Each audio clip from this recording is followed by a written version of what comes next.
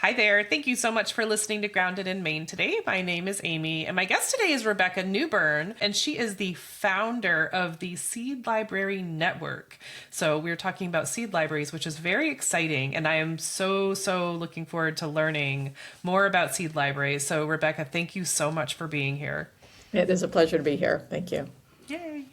And so the seed, okay, can you tell us what a seed library is, please? Yes. So a seed library is a community-based resource where seeds are offered for free to the community. And the idea is also we provide education on how to plant them and grow them, as well as save seeds with the hope, but not the requirement that people return them. So it's a little bit different than a seed bank, which is a much more closed system where there's really an expectation to return seeds and it's not as publicly available. And so this is more of a open system. Oh, there's a difference. I did not know Yes. that. Okay, great. Okay, and so, well, I'm sure that when someone takes seeds out, they're like taught how to save the seeds so that they can bring seeds back.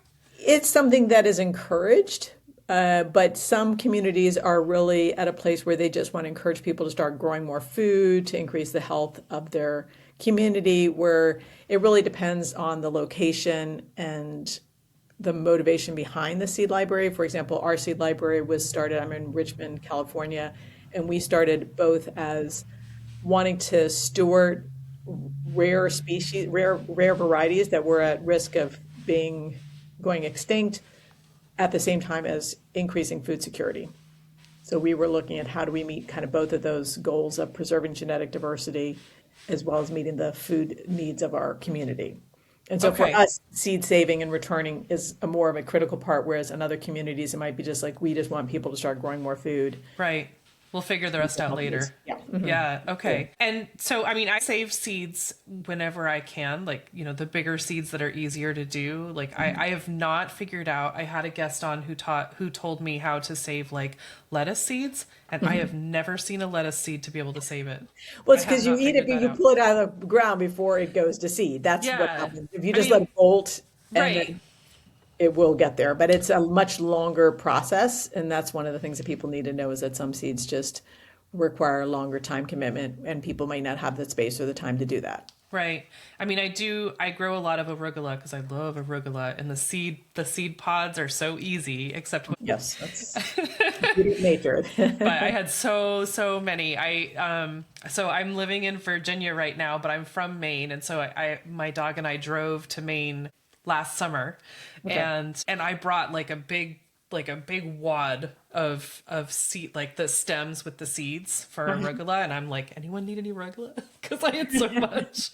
Um, I mean, that's a nice thing is that not everybody needs to save the seeds because when you do let something go to seed, it provides so enough for the many. whole neighborhood. Yeah. And so if you grow the arugula and I grow the lettuce, we've got a couple blocks covered. Yeah, but like, peppers and cucumbers and tomatoes and squash, like all those things, I save those seeds, but there are some that I have not figured out yet. So I feel like before we get too far, I want to know the difference between the seed library and the seed bank, now that I know that there are two different Yeah. things. So basically, a seed bank often is more geared towards farmers. And for example, you might come in, and I think about places like in India, for example, where they have a really strong seed bank kind of network where they're trying to preserve traditional varieties, and someone might come in and get a kilogram of some type of wheat, of some type of rice variety. Got And it. the expectation is that I'm going to grow this out and then I'm going to return 2 kilograms for the use of this 1 kilogram. So then that allows someone else to then borrow, those returned seeds. And obviously, if I'm a good borrower and I return what I said I was going to do, then I have maybe more access to borrowing future seeds from that bank. Oh, that's so Whereas, great. yeah, whereas in a seed library, ours is, completely open access. You don't need a library card. You come and you just take whatever you're planning on growing for that season Right. with the hope that some people out of that large population will actually start to save seeds and return some so that the library can become self-sustaining and the seeds can be locally adapted to our climate. Yeah. Okay. And how do you? I'm like, I have this picture in my head, having never been to a seed library. I was saying, how do you like have a million envelopes for someone if they want to come and scoop a little bit? That is a great question. So the first thing to know is that the seed libraries are as diverse as the communities that we serve. So a And difference. yes, and one seed library might be just a shoebox on a reference desk. Okay. I've seen seed libraries that are beautiful art pieces that have been hand painted by someone in the community, you know, just decorated with squash and, the Three Sisters and lovely. And a number of public libraries have seed libraries and they've repurposed old card catalogs. So you might see some familiar thing from the past, but with a completely different There are no cards different purpose inside. right Yeah. now. And so from that standpoint, they look different and the interaction, we have our collections were 100% in jars, whereas, and it's all self-serve. So you basically take the quantity that you need, put it into an envelope, Okay. whereas other libraries, it's 100% pre-packed so that in that way, the amount of seeds is somewhat regulated and people get an appropriate quantity versus, oh, you take a pack of commercial zucchini and nobody in the right mind needs 25 zucchini seeds. So, Right. um, Okay. I mean, that makes sense. I mean, that's sort of how I had it. I guess your library is more what I had in my head, like almost like a bulk food store, like bulk grains, that type of yeah. thing. And we have, on each label, we have a recommended about how many we would recommend taking. For example, it's 2 to 3 seeds per large seeded seeds. For example, if you're getting a zucchini, 2 to 3 seeds for every plant you intend to grow, assuming some might not germinate or some might be eaten by something, or you just got some extras and you give them to a friend. And then kind of a smidge, a pinch of smaller seeded things like lettuce. Okay. And so you probably have like a million envelopes, the little. We just have a whole bunch of envelopes, and then we actually have pre-printed labels, so people can literally just take out the pre-printed label, and so they have all the growing instruction, the varietal information Oh, wow. on it. So yeah, we have a thing called the auto wrapper, which is free and downloadable on our website, which is seedlibrarynetwork.org. So if you are a seed saver or if you have a seed library, you can go to our envelope and labeling page and just download the auto wrapper, and it prints in all these different sizes. And we have 70 common species where all of the planting instruction and seed saving instruction is already on there. So if you wanted to do common beans, you would just go to beans, you type in your varietal name, a varietal description, the year, and then just say, I want to print line 26. And then you can print out as many labels as you want on, That's an eight and wild. a half by 11 paper or, Avery label, and have it all kind of pre-stick if you want to do it on Oh my like goodness. envelopes. We just do everything on paper because we're low budget, high impact. Heck yeah. Heck yeah. I just had this like, I mean, this is so how I garden. I am not organized. I'm not. I have a friend who like brings her she has strings, so she has straight lines and a ruler, so everything is just so. I'm like, throw it in. I'll recognize it when it's big enough, right? So I have this idea of like, just talking about this the seed library. I have like all the different ideas in my head, and so like someone going in and like, okay, I need 3 zucchini and a few lettuce, and just like just put them all together in one hand.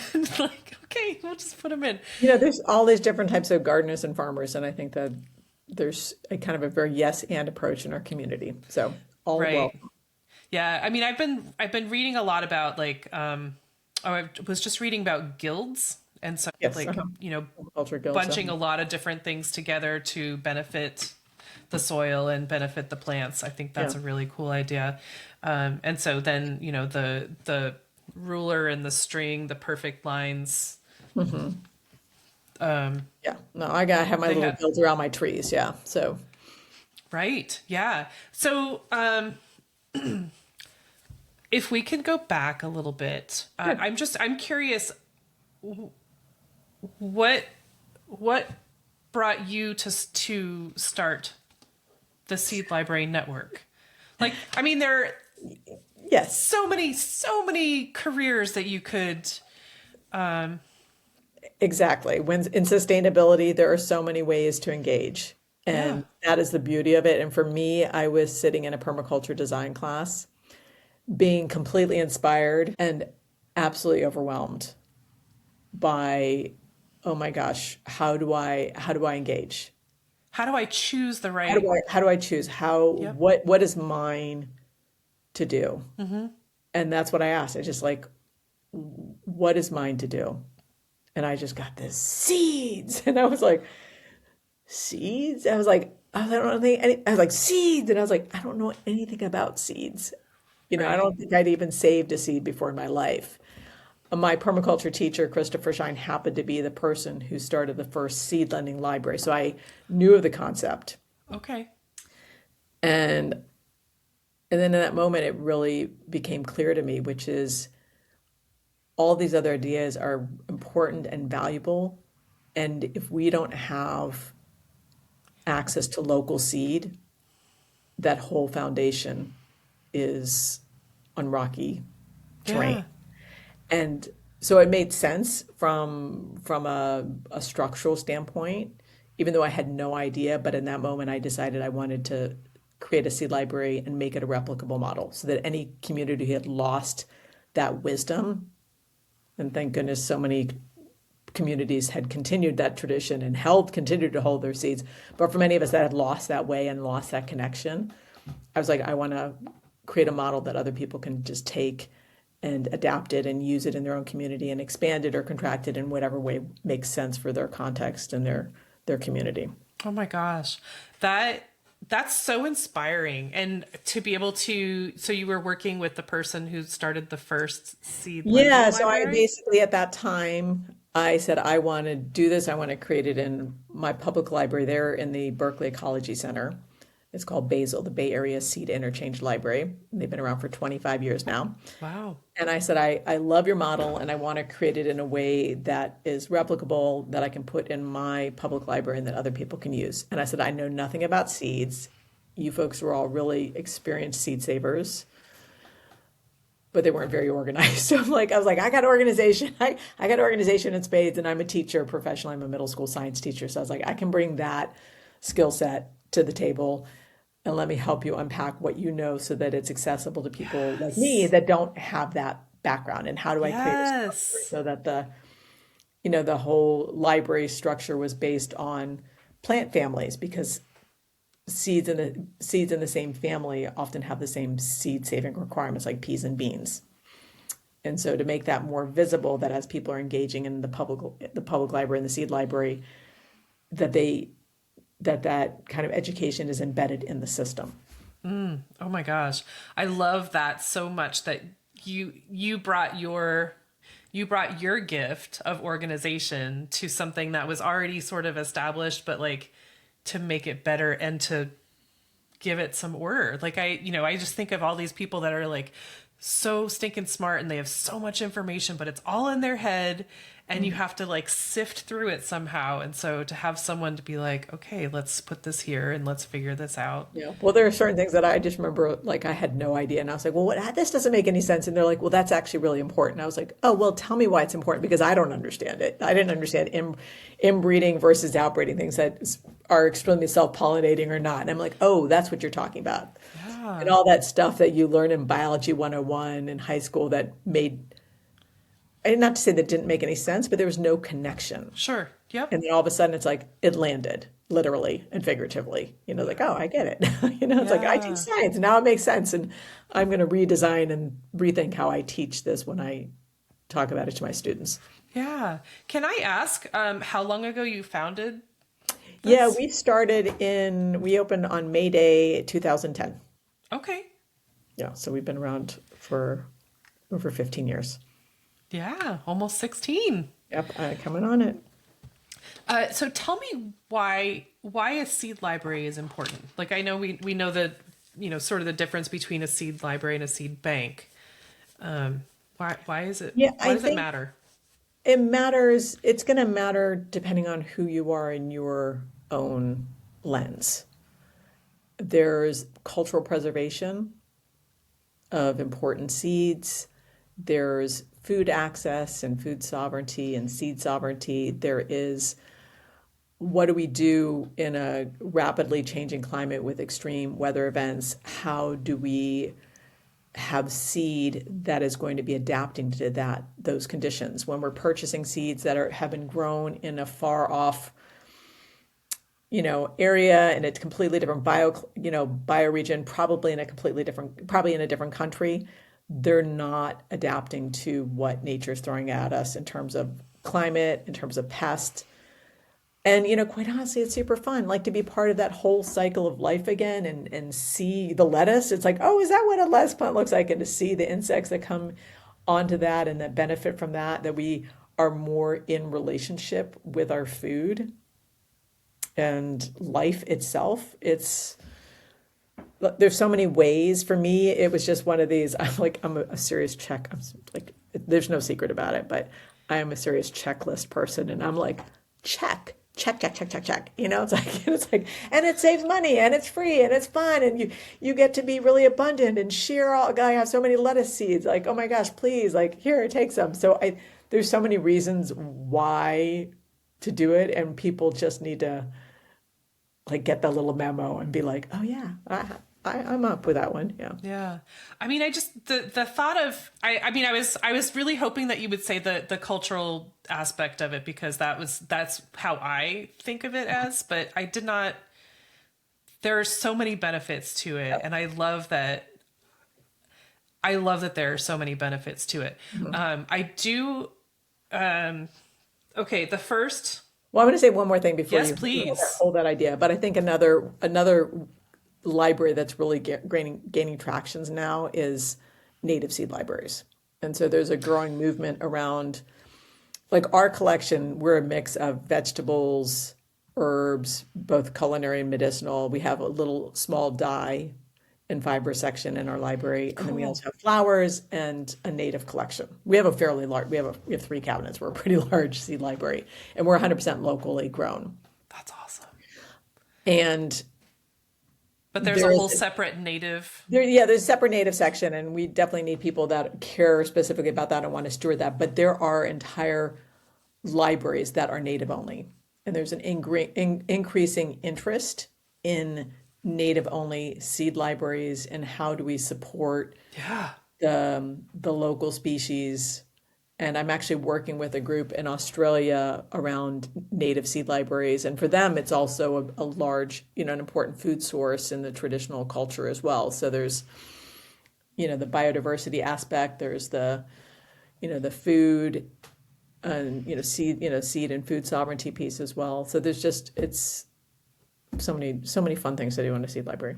Well, I mean, that's what I'm finding, and that's what I think is so cool about seed libraries is there's not one reason. Like there are so many benefits, there are so many reasons why you would use that, and I keep coming to like, when you're first starting to grow, when you're like, I should grow my own food, and then you go to the nursery or the store or whatever, and you see like a million packets, and you're like, where do I even start? And then, or like for me, I go to the website because nurseries are usually too hot for me. But, like Baker Creek, I love Baker Creek. They have the most beautiful packaging. But like when you're looking, or like, even Johnny's Seeds or anything like that, like you're looking through the catalog or the website, it's so overwhelming because there's like tons of different versions of everything. And then you're like, you put it in your digital cart, and then you're like, that's so much money. Like how, no, now I'm poor. Now I really need these to grow like tomorrow. Seed rich, but yeah, money poor. But you can be seed rich and rich. But yeah, no, it's It's a and I lot think to I mean, start. depending also if you're in a really specific climate too, Right. because where I live, we're cool coastal California, and a lot of things don't, the large seed companies really are geared towards things that working for a large spectrum of the population. Right. And a lot of tomatoes don't work here. Cool coastal California, we do not, I can't grow a beefsteak tomato. And so if I just saw that and I was like, oh, that's beautiful. I love brandy wines. I mean, I was trying to grow brandy wines for like 7 or 8 years before I talked with a neighbor, and they're Yep. just Do like, they you can't crack grow every that time? here. No, you couldn't even get it. I'd get like a tomato. I mean, Oh, it never got hot enough. I just yeah. never got any fruit set. And Right. I mean, I had the same problem in Maine, but it was not that they wouldn't grow, it was that they would always crack yeah. somehow. And I was like, Well, I'm that's just what I'm going to go saying. We small. need to be talking to our neighbors and saying, what are you growing and what works well here versus, the plethora of things that are available. And a lot of it is, hybrid, and we've lost so much genetic diversity in the last 100 years. I mean, they talk about, the inventory that was done in 1980, where they looked at the 19th century commercial catalogs, and 90+% of it's gone, like Oof. extinct. Like people stopped saving it, and all this consolidation into larger and larger seed companies. And you might think you're buying from a local seed company, but it's actually owned by one of the large four Of seed course. companies. So Yeah. there are definitely some really great regional seed companies. And so looking at who they are and if they're growing their own. So I'm part of a coalition called the Local Seed Coalition, and that's at localseeds.org. And we're looking at how can we encourage people to take that. I think we did a good job as a community in the last 10 years to know our farmer. People, there's increasing interest in know your farmer, go to the farmer's market, talk to the farmer. And if we ask those farmers, where does your seed come from?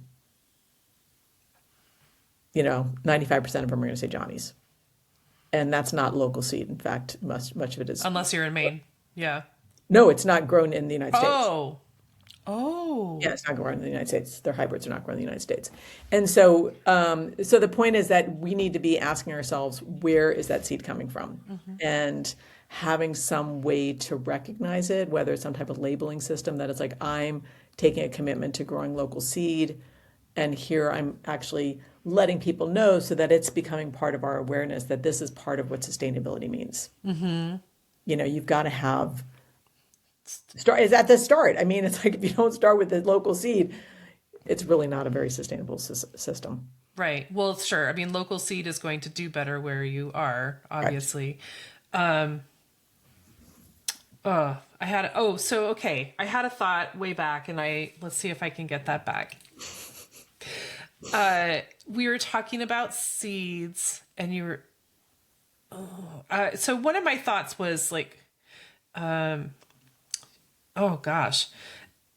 One of my thoughts was, is there a fear of running out? Like, if everyone like rushes the seed library, and I know you said, they're different everywhere. Some of them are like a shoebox on top of a, something or rather, but like, does it happen often that or are Oh, there yeah, specific it seeds? very much happens that seed libraries run out of seeds. Yeah, and I think that's you're seeing. I don't have all the data on this, but I'm assuming it's probably more the seed libraries that are getting commercial donations versus growing their own. Like we don't run out of seed. Oh, okay. Because when you save seeds from a lettuce plant, you get thousands, and especially if you've got the population size, you should be saving from a minimum population size. If you save from the minimum population size, I regularly give seed out to probably 20 seed libraries. And we have plenty in our collection, and I've got a back stock here. So when you save your own seed, you're fine, but seed libraries that are relying on either purchasing, they obviously have a limited budget, or if they're getting seed donation, there's a limited quantity. Even if they are, and some seed libraries do have limits. They're saying, 3 packets per month or 3 packets per season. We don't have any limits. We don't have, people can just come down whenever they want to and take what they need. And obviously some jars go empty, but in terms of just the volume, we still have like tons of other varieties in that particular species, Okay. different beans, whatever. So All right. another reason to start saving local seeds. Yeah, absolutely. Well, I mean, I just think, and I'm like growing as I'm doing this podcast and as I'm gardening and stuff like that, and realizing how important natives are, how important local is, that type of thing. And so I think obviously locally grown is going to grow better where they're born. Um, But so I did have a question about adapted seeds, and I think that you answered it a little bit ago, but I just want, because you said you have locally grown and adapted seeds. Well, the seeds are adapting to the climate, and it's interesting that we're looking at how do we get data to actually support that claim that seeds are adapting and changing. We did a couple of years ago, we were part of a research group with a UC Santa Barbara researcher, and we all had gotten, this was in California, we had all the way from Southern to Northern California, we all got the same bean mix from the UC Davis bean professor. So we all knew the genetics of it, and we all planned it out, and we did it over 3 years, and then we sent it off to a lab to get analyzed in terms of like what the mix was. So still looking for getting all the information back on that. But right now, a friend of mine from Going to Seed, Julia Dakin, that's another wonderful organization that works on very genetically diverse mixes, and she's also one of the main people in the local seed coalition. She just created an app. It hasn't been launched yet, but it's looking at planting a commercial variety next to a genetically diverse mix. So that's one of the things we're working on. We're very much yes and approach at the Enrichment Grows where I work, and also with the Seed Library Network, which is cultural preservation of things that are important to people in our community, and then also working with some of these genetically diverse mixes. Some of them are traditional land races, and a land race is it's not a variety because it doesn't have a specific characteristic, but it has, for example, I have a Hungarian landrace parsley. So it's from a particular area in Hungary and was selected over time for their particular, culinary and whatever, farming practices. And so there's traditional land races, but then there's also people that are working with these more modern land races, which is mixing up some of the genetics from the limited genetics that we have left to see how can we expand that and kind of in our community select for what we enjoy and the flavors and nutrient dense. And then also obviously nature is going to do some selecting for us. And then we can, and pests are going to do, so pests and, things that's going to do some selecting for us. And then after kind of that initial selecting out, then we can start to select for, flavor and other kind of qualities that we're interested in like long season or short season or, productivity. And so that's one of the things we're really looking at as well. Okay. And so land race, that's like RACE, like a race car? Race car, yes. Land race. And going to seed.org, they actually have a free class online where you can learn about land race gardening and how to work with genetically diverse mixes. So I just went out right before this and I planted an arugula mix. So it's a mix from all these different people that were growing arugulas, different varieties, and just see like what does well, what do I like. Mm-hmm. I mean, it's fascinating because I planted, kale mixes. And, I have it in my school garden and, the kids go around and we're sitting and the kids are just like, that one totally got eaten. And that one right next to it, not touched at all. And it's just like, Right. Yeah. Interesting stuff. Yeah. Oh gosh, this is so fascinating, Rebecca. I appreciate this so much. So I'm, let's see, I have questions about starting a seed library. Of course, yes. I should probably start by asking if there are areas that are really, they're really needed. Are there lower populated ones? Probably not the right wording. It's hard to say. So we have a seed library map. So if you go to seedlibrarynetwork.org, you can go to our Explore a Map page and see where they are. But it's all self-reported data. So if someone doesn't go on and add themselves to the map, you don't know it. So what happened was when I first started, I started to collect names of seed libraries. It was the first year, 12 more seed libraries came online. We were the 7th seed library to open. 12 more opened up. Then next year was 50 some, and then next year was 150. By the next time, I'm it's a Google form and you're adding your own content because I cannot manually add this. And Here's the form. Here's the form. It is, I had to add it to, the website, but it was, one less step for me to. Yeah. But what in 2023 we had 2,600 communities that were interested or had open seed libraries. But it wasn't, we needed to go back in because I hadn't collected stuff such as your actual location because that wasn't, what I was thinking about when I first started. I was like, oh, look, there's another library, there's another library. And not only that, because, one library often opens and then they all of a sudden expanded to their whole library system. So, for example, one of the women on our committee who was helping us with the map, she's like, we're put down as like, we're interested in it, but she goes, we have 11 branches. And so we knew that initial list was very outdated because when they first said they were interested, they then have gone far down the road with it. Right. So we redid it and have a map, and the map only has about, I don't know, 1,300 entries on it. But I know in France alone, they just did a census themselves last year or 2 years ago, and they had 950 seed libraries in France. Okay. So, yeah. And so you said that's Seed Library Network? Network.org. Yeah. Okay. And so if you are interested in opening up a seed library, you can first go to the map, explore, see if there's anyone in your region, because maybe there's one right down the road and you don't even know about it. Right. And then we have resources on how to start a seed library. So it's all the basic stuff that you would need. Okay. That's another one of my questions. Yeah, if you are specifically interested in a specialty type of library, for example, the native seed library, we have a page just on some extra considerations about native seed libraries. So native seed libraries, school libraries, because I'm a middle school science teacher. My sixth graders put one in our middle school. And academic libraries, and then herbal libraries, and dye and fiber libraries.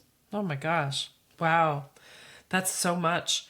And so, but you have them all together, but they're not necessarily all kept together, right? Like you said that there are like specific native seed libraries, but you have like a little section of yours. Yeah, in our we have just a general collection, but we have like a drawer for dyeing plants. But there are, like I said, there are specific native only. And then obviously if you're a school teacher and you have a seed library, there might be specific requirements, like it's obviously not open to the public. Right. And what does it look like when you have a kid checking out seeds versus an adult, Oh my God, I had this one kid who was just like, just loved to go every single day. And it's like, she was moving out of town, like in a week. Like, what are you doing? You're moving to Mississippi. And she was just like, oh, I just love the seed library. And I'm like, great, just come and just like sit with it. You're pouring seeds every day. I mean, that's actually so fun to do. I mean, especially because at yours, they're in jars, right? Yeah. You said? Mm-hmm. So like you can see the difference in seeds. Like I love the fact that like beet seeds and Swiss chard seeds are like all crinkly and pokey and, really bulky. And the same species. Yes. Well, yeah. I mean, but just like a similar texture. They're not like, carrot seeds, which are sort of long and thin and skinny.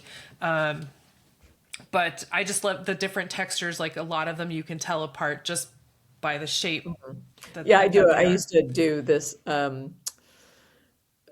activity called seed bowls, where I had 30 different bowls out. Oh my gosh, 30. We're going through 30. And guess what it is. People had to guess. And I mean, I've done this with, at different trainings, but also for master gardeners and everything like that. And just like trying to figure out what the seeds are. And I tell them that it's 30. I love that game. 30 common crops with one wild relative. Ooh. Yeah. And the wild relative that I put in there, if you ever want to do this, the wild relative is teosinte, which is the ancestral corn. Oh. And it looks like little fossilized teeth. It's amazing. It's so beautiful. And then the other one that really mystified people was I had cotton, because it's a very common crop. Oh. Yeah, I don't know that I would know. Oh, if I said cotton, you would be able to quickly go, that's cotton, because it's fuzzy like cotton.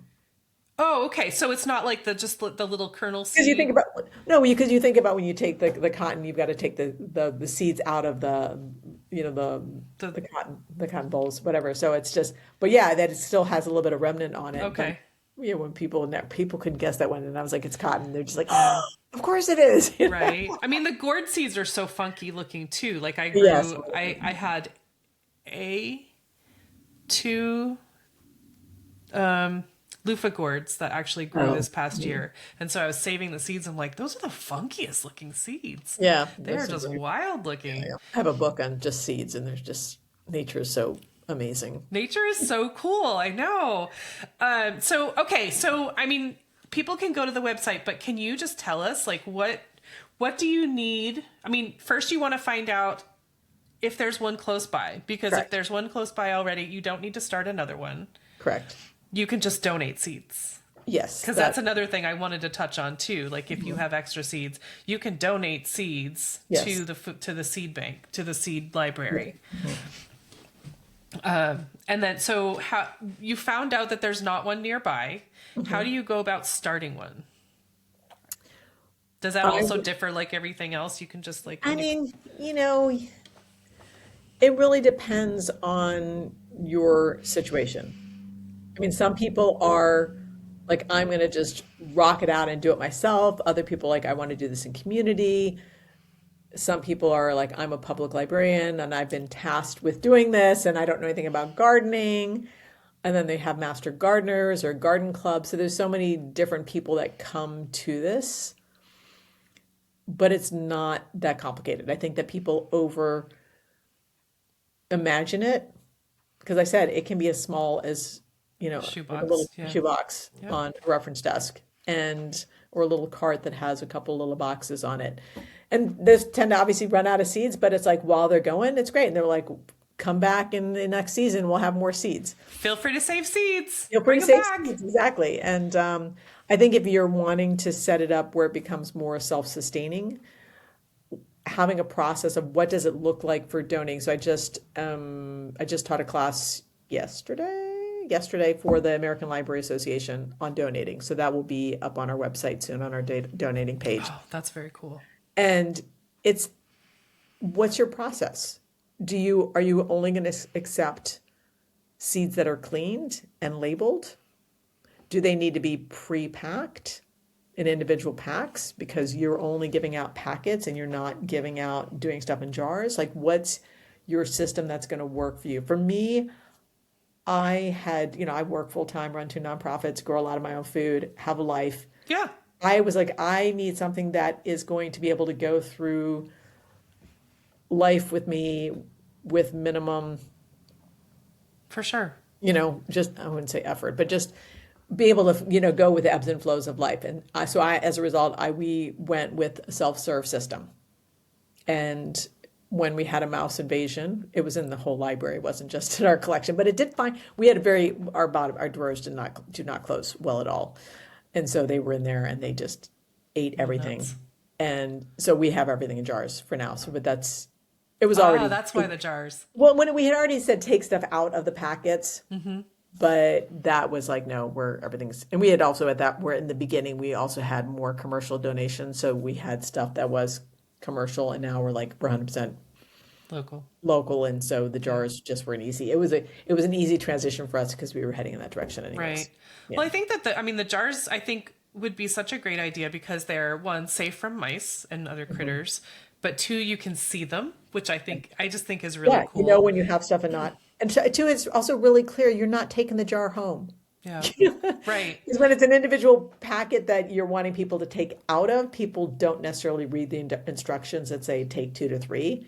And they're used to going into a store and taking a whole packet. Right. And even if it's a commercial seed packet and you want them to take out of it, there's too much of a habit just to take the whole packet. And they're not doing that with a glass jar. Yeah, right. And they're also going to be safe from moisture. Yeah. Mm-hmm. And I'm sure that they're, safe in a bomb situation. But I just think it's really cool to be able to see the difference, and for anyone, I just think it's really cool to compare seeds. But so there's no licensing that needs to happen, documents to file, anything like that. No, the only thing that you need to know is that if you do have a seed library, that there's no requirement to have people return it. So when you require someone, you're getting into more of a contractual gray zone. And so as long as you're just very clear, just saying, this is a community resource, you're free to borrow stuff. It does not meet commercial seed germination or labeling requirements. Okay. you're fine. So we Okay. actually worked in 2014 to 2016 with the American seed control officials and the seed industry to craft an amendment to the recommended uniform state seed law. So it's in the recommended uniform or state seed law or Russell, which basically says seed libraries are exempt from commercial regulation. Oh, okay. Yeah. All right. Um, all right. And so I had, let's see, when someone is I'm really curious about this. When someone is bringing saved seeds, Mhm. how do they bring them? Well, like I said, that's going to depend, and hopefully you have some education around, and we have a whole section on donating seeds on our website. Okay. Um, Not in your hands, well, preferably. I'm just saying because some people might, some libraries are fine with like just drop off a bag of unprocessed seeds and we'll take care of it, and others are just like absolutely no way is that going to Oh, happen. like all sticky, gooey, No, still not have. sticky. It should be dry, but I'm just saying some people like you were saying you went and you visited friends and you had a bag of arugulas and it sounded like they were still in the pods. Where Yes. for some libraries they might be fine with that, and others are like, no, no, no, you have to have it out of The the seeds. pod Yeah. in some type of container. Yep. Yeah. Yeah. Okay. But And we have a section what we do in our library is we have a sign about these are the donation requirements. We want it obviously clean, dry. safe from healthy plants. We don't accept GMO or patented varieties. We don't accept commercial hybrids because a lot of them are bred, especially small seeded ones for male cytoplasmic sterility. So we don't do commercial hybrids. And we need it labeled with the common name, if it has a varietal name, the year it was harvested, Oh, and we want the grower's name as well, because if someone is sharing something like a squash and we don't know who the grower is, we're going to assume that they didn't really know how to hand pollinate and that it is probably a diverse mix. So we will, it's not to say that we won't accept it, but we will label it as probably not as labeled. It's probably not as labeled. So we have a little stamp that says diverse mix. okay. Wow. So Because if you're people bringing, might just like they're fine with a squash, but it's just like some people are like, no, I really wanted a Wall-Time butternut squash, and right, that wasn't, and they would not be happy. But if someone's like, I just want a squash, I don't really care, and we said diverse mix, right. For me, then it's like winter squash, summer squash, but I just not acorn, please, because the ridges make me frustrated. But understood. winter, summer, big difference for me. Yeah. Okay, that's really that's important to know. Really good. I mean, Yeah. it's good that you have it stated there so that We have it it's stated, and we have a place where people put their donations so that they don't just go into our collection. We look at them and then we kind of decide, oh, well, these, we can obviously do a visual inspection that everything's bug free. If it's beans or peas, we will take it home and freeze it because peas and beans can have bean weevils and they might look totally fine. But, by because they next year, burrow inside, right? yeah, they burrow inside and then, it's just little eggs. But by next season, when someone goes to borrow them, all it is little Right. shells. If at room temperature. Yeah, so we will freeze them for like three days if someone does bean seeds and we don't know who they are and we can't verify that they froze them. Yeah. Okay. I think my last question is when you're just starting out, where do you get the seeds? Yeah, when you're just starting out, most people start like we did, where we reached out to a number of seed companies that we felt more aligned with, more regional seed companies or local seed companies, and ask for donations. It's usually best to do that at the end of the season or the end of the year in Right. general, because they have to discard them if they got put in an envelope. Right. And then Well, because we they're also packaged for a specific year, just right? package for a specific year, but we have a whole thing on our website about viability and like how long seeds are actually good for. And then we also reached out to local like a local garden club, and so there were a number of seed savers in the local garden club, as well as we just were really grateful that University of California, Berkeley, they have a big garden, and someone just came by with like two big bags of locally saved seeds from the UC Berkeley garden. Oh my gosh, that's awesome. Yeah, so we Okay. started with about maybe 10% local seeds when we first got started, and now we're at to 100% local seed. That's so cool. Oh my Yeah. gosh. All right. So I mean, I think those are all my like main questions. Is there anything that like skipped over that I shouldn't? Like, is anything that we need to know that about seed libraries, seed bank? So if you have, I'm wondering, like, do seed banks take donations? Yeah, they do take donations as well, but they're more like commercial crops. Is that what you're thinking? Well, a seed bank is more dealing at the farmer scale. So they're talking usually like kilograms of seed. Whereas a Lots. seed Yeah. bank is, like it's like you're getting, like a little pocket of Handful. lettuce seeds Yeah. or whatever. Yeah, exactly. It's a very different scale for the most Yeah. part. Okay. Yeah. And are there seed banks everywhere too? I had No, no idea that there was such a seed thing like banks, that for farmers. there are, there aren't as many seed banks, at least in the United States. There are some in, like the few that I know of are more within indigenous cultural centers where they're really stewarding their own seeds and Right. making sure that they are the Continuing seed on. stewards of their own seed and making sure that they are being stewarded as opposed to putting that into commercial hands and someone all of a sudden is like, oh, it's didn't sell that well. They take it off and they lose something of value to their Oh, community. that's fascinating. Oh my gosh. That would be really cool to learn about too. Uh, okay. Whew. This is so much. Like, this is so much. It's so much bigger than I like had planned on, I guess.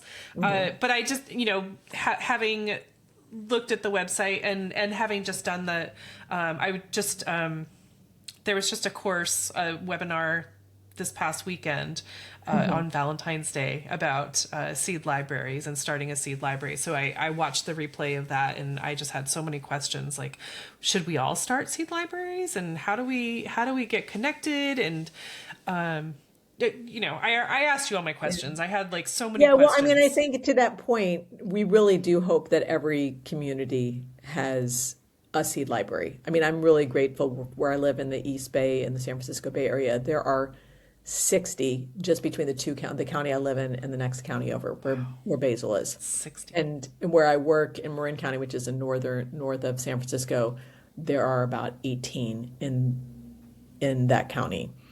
And Well, so that's a being able to city.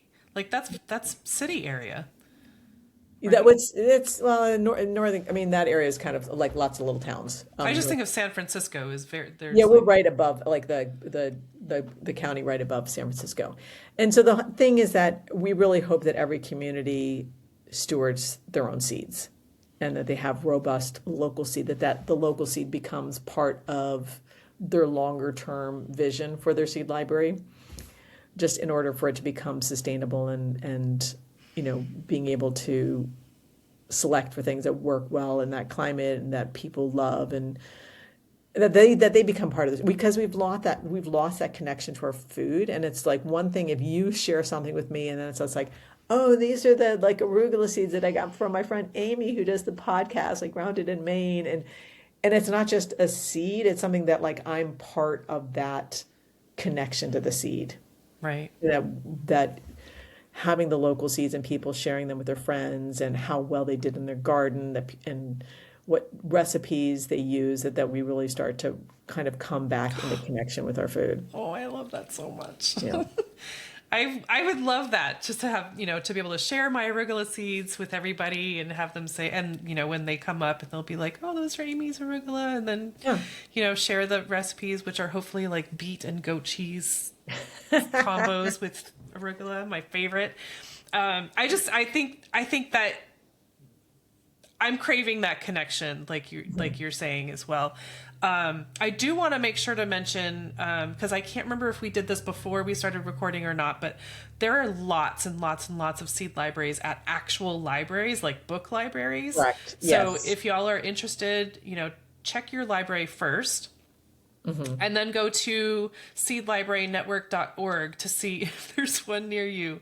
I want to start a seed library now because this is really exciting. It's not that complicated to do. Like I said, my sixth graders we were doing a sustainability project and everyone had to have a different project. And one group wanted to put a seed library in our middle school library. And I was like, yeah, go for it. And I didn't, and they found my website. They found the richmondgrowseeds.org website. That's the local seed library that I run. And they found the website. I did not tell them it was my website. And I was Oh, just like, well, just let me know if you have any questions. They're like, no, it's super easy. And they totally you put it found this together website. You're without like, yeah, any, you did. without, I was like, okay, it is vetted by, I mean, I think that that's one of the reasons it grew so well is that the timing was right and the instructions were easy enough to follow that a Right. sixth grader could do it, Yeah. without any parental or I love involvement. that. That's so cool. And the fact that kids are excited about it, that's Oh my like gosh, the it's best. so I have little seed librarians. They have to apply for the job, so I have Seed a crew of seed librarians. librarians, and they're so cute because if I have something to do, they're like, "Well, I'm one of the seed librarians." I'm like, "Oh, yes, you are." I want to be seed librarian next. I know they're just like, and it's sweet because like some of them go from me because I teach sixth grade and they go all the way up through eighth grade, and Oh my so that's just, gosh. and they're just, I mean, there's something about seed that it's like, I mean, because all my students, we have it as part of our curriculum. And, when we take out the bean seeds and they start to process them, In just a it's few like days, something they're wakes, growing. oh, it just like something just wakes up and you're like, oh, they're like, yeah. And I'm like, Hope. Hope it is. is. It's like, it's the past, it's the future, it's, there's so much, it's amazing that something so small can hold so much wisdom and promise. Life. Yeah. I did have one more question that just came up in my head. In your experience, Rebecca, seeds, because I know, like we talked about, that seed packets are packaged for a specific year. Mhm. In your experience, is that a year is usually short for a seed life, right? Unless they're like exposed to sunlight or heat or whatever, right? Correct. One of the things that people don't know about I mean, a lot of people don't understand the process, but basically, a seed company can keep seeds in a jar or some other container. And as long as they meet the minimum germination requirements, they can keep holding on to them. So they might be holding on to them for 7 or 8 years, but like, oh, it's starting to get to that minimum germination standard. So we need to pack them up for this year and get them out. And so the seeds you might be getting packed for 2026 might actually be from 2002. I mean, Wow. 2022. Okay. And so one of the things that seed libraries tend to actually have, if they're local, all of our seed is current. It's Right. from Because you the run last out, couple years. you go through them. Yeah, we go through them, and also it hasn't been sitting back for like a couple years, and we keep testing the germination rate and Yeah. testing the germination rate. But like, okay, we really need to get it to market now because it's getting to that threshold. So that's one thing to note. But even seed that is several years old, seed can last for a long time if under good conditions, which is pretty much dark, cool, and dry. Right. There are some species, in particular the allium family. That's garlic. Well, we're not really good with garlic so much because it's not seeds, but leeks and onion. That's the one family to be most concerned about because within a year you can lose about 50% germination rate. Oh, wow. Okay. But the other ones, you know, Try them. brassicas and all that stuff, they can, your collards and your kale, they can last for a long, long Yeah. time. You can like soak them and see if they, crack open, start to, poke out plants, whatever. Yeah. Okay. That's really helpful because I just had this thought of like, what if, I imagine a seed library is probably the best place to get fresh seeds because they often will like sell out or run out. Yeah, exactly. I tell people it's probably not that as big of an issue because you're running out of seeds probably faster than they're expiring. Yeah, yeah, totally. And that's a good thing. I know like there are some, do you have people that come in and they're like, do you have this kind of seed? Like, I'm not really seeing that. Or are Well, they like, well, we're not hanging out at the library because we oh, because you have jobs. we have Yeah. jobs. We are actually now in the rec center because the library is being renovated. So it's interesting. We're in a totally different venue for the next 2 years. Oh, that's cool though. Yeah, Whole what's great different, because it's a completely different crew of people. I mean, not completely different. We're right outside the tool lending library, and so these are people getting often garden tools, and they're like, I didn't even know about the seed library. So it's really been yes. fun to connect in with a different segment of our population. But okay, well that's really interesting. And so I just, you brought up the tool library. So also you guys look for tool libraries or libraries of things because you never know what you're going to find and you could save yourself money. Yes. So it's such a fun place to hang out too. I go to the library and the seed library, and then I just like head over, like, because we're like 10 feet outside their door. I'm like, hey, get my Yeah, little grinder or whatever I'm getting for the day. And they're right. so awesome. Yeah, I mean, so definitely look for those, you guys. Look for the library of things or the tool library, like we were talking about last week with, or it's been a few weeks at this point, but I talked about with Doug Katz, an adaptive library. Like, try things out before you buy them, or see if you have to buy them Yeah. at all. I know that in the library of things at my library back home in Maine, they have like an acorn processor. Oh my gosh. Wow. So like you never know what you're going to find, and sometimes you'll find the coolest things and find new hobbies. But oh my gosh, Rebecca, this has been so fun, and I'm so excited about seed libraries now. I mean, just since finding that course last weekend, it just like it sparked something in me, and I just think I really want to do it if there's not one where I am. But I also like next time I have an overload of arugula seeds, You know where to put them. I can bring them somewhere else. Yes. Because when I brought them to Maine, some people were like, I'd take a few. I'm like, a few pods. But so I think that this is such an important topic, and we need to, one, we don't have to spend hundreds of dollars on seeds. Correct.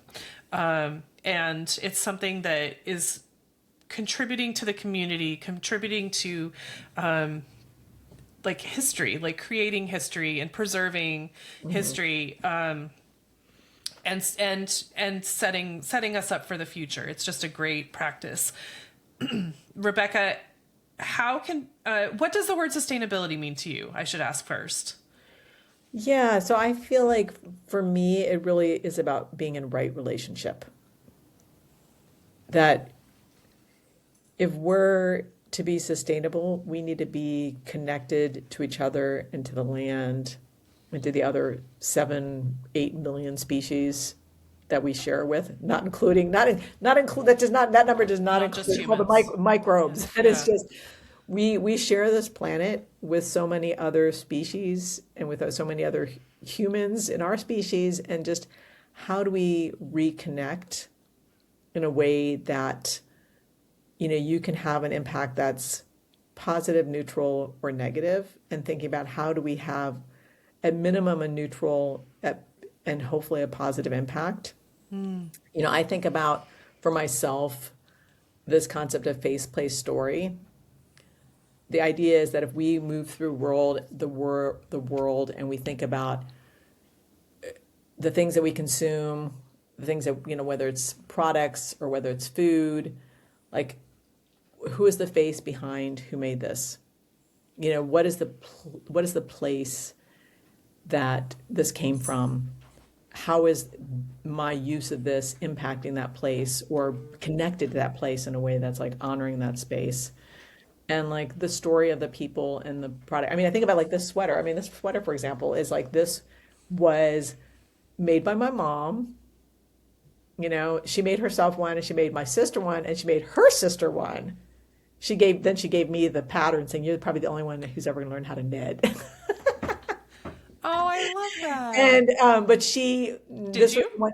Oh, I do know how to knit, but this is the one actually she gave to her sister. And when her sister passed away, when my aunt passed away, it was gifted back to me. Nice. And so it's like this is like a sweater that's like 30 years old. Yeah. That it's got like a face and a place and Yep. a story. Like this is like I hold on to this. And Yep. if I were to ever, pass it on to someone for some reason, like it would come with that information. Yep. And then I think when we are connected to those faces, places, and stories, we start to heal because we don't have the story. The reason we lost, it's like the reason there's been so much harm on this planet is because we have allowed ourselves to be disconnected from those other people and from those other places. And that when we bring ourselves into right relationship that's where the healing happens. And then when we come back into balance. Right. Oh my gosh. That's so beautiful. It's so true. Like I just, as you're talking about it, I was like, we need to find like where we fit, like in relationship to everything, and not like in an ego way, like how do I fit? How do I fit? But like we're all part of each other, and we need to coexist. And so much harm has happened because we've not had the faces or the places and the stories. And yeah, I think that when we actually reconnect with that concept, then that's where we're going to do the healing. Awesome. Yeah. What's the best place to find you and learn more? I mean, I know we have seedlibrarynetwork.org. Yeah, that is the place.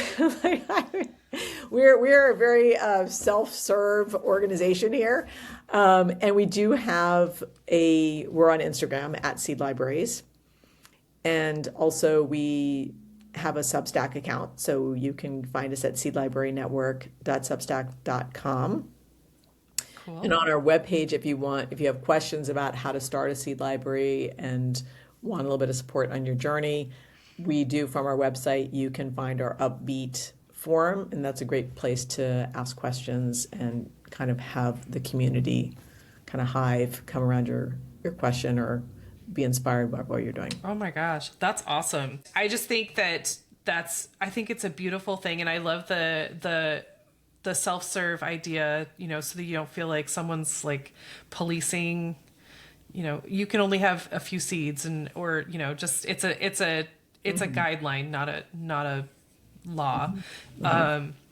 But we want people to grow food. We want people to feel connected to their food and feel connected to the earth, and feel that relationship all together.